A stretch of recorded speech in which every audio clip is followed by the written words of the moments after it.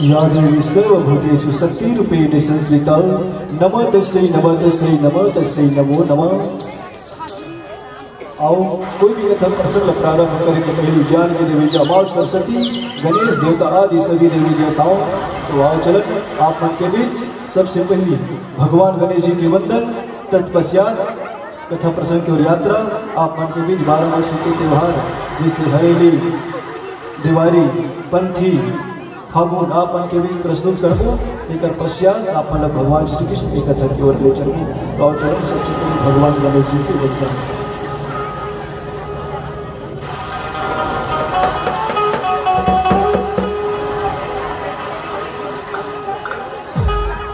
गजानन भूतगणाधिसेवितं कपिध्वजम्भुफलचारुभक्षणम्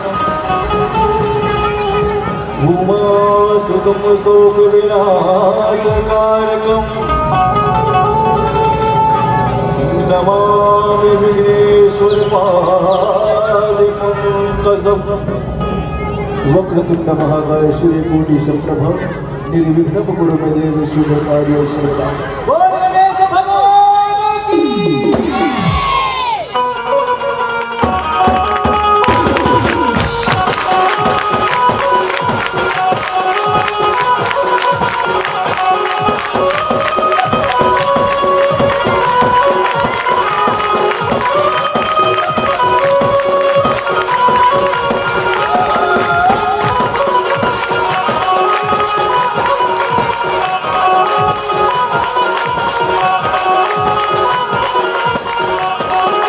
गौरी के लाला हो गणे राजा हो, गौरी के लाला हो गणे राजा